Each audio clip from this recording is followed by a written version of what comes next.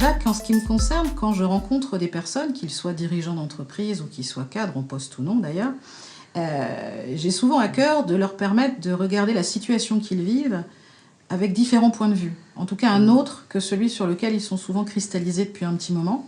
Et je les invite même quelquefois physiquement à dire, ben voilà, ce que vous ressentez, vous avez sûrement raison de le ressentir. Maintenant, regardez, peut-être que l'autre vous a dit ça autrement. Peut-être qu'on peut envisager la situation sous un autre angle.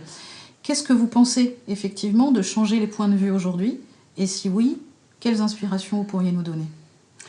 Alors moi je crois que par rapport à ce projet dont je parle justement d'une société de fraternité, parce que c'est ça, d'une politique de fraternité même, eh bien, parce que je crois qu'elle est possible.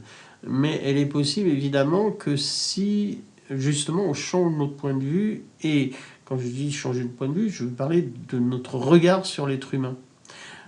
Parce que souvent on pense que l'être humain est égoïste et violent, sauf moi, hein. Chacun pense que lui-même est un petit peu au-dessus de la mêlée, mais les autres, et donc c'est pas possible de faire une société de fraternité puisqu'il y aura forcément les autres qui vont mettre un obstacle.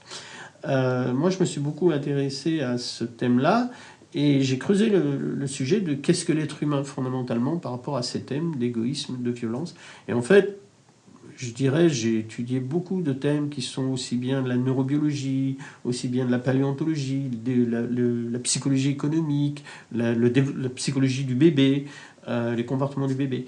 Et bien, dans l'état actuel de nos connaissances, affirmer que l'être humain est égoïste et violent, comme ça a souvent été dit, moi je dis, c'est une croyance.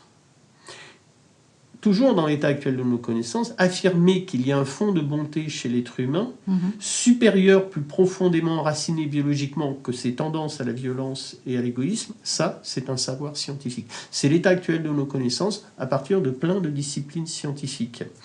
Maintenant, je ne dis pas que l'être humain est fondamentalement bon. Je dis qu'il y a un fondement à la bonté qui est enraciné biologiquement. Ce n'est pas tout à fait pareil. Maintenant, là-dessus, je ne crois pas à un déterminisme, ni l'être humain est fondamentalement bon ou fondamentalement mauvais, il n'y a pas de déterminisme. Ça veut dire que sur cette prédisposition biologique à la bonté, eh bien, vont se placer deux influences. D'une part, le milieu dans lequel on va évoluer, c'est-à-dire d'abord l'enfance, la famille, après l'école, et puis la culture, toute la société en général, donc les influences sociales, c'est très important, évidemment. Mais ça ne suffit pas, parce que souvent on pense biologique et puis acquis, mais il y a un troisième élément qu'il ne faut jamais oublier, c'est les choix personnels de l'individu. Il n'y a pas de déterminisme ni biologique ni social, ce qui veut dire que sur ces influences, eh bien, on va pouvoir soi-même prendre des décisions.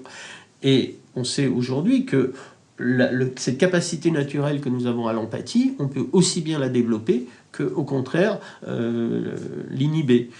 Ça, c'est comme ça. Donc, alors, simplement en développant, en mettant en place les circonstances qui permettent aux individus de développer leur empathie, on peut envisager de développer une société de fraternité.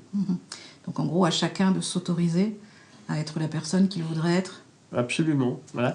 Et aux responsables politiques aussi, et enfin économiques, politiques, d'essayer de faire de sorte que les meilleures conditions soient présentes.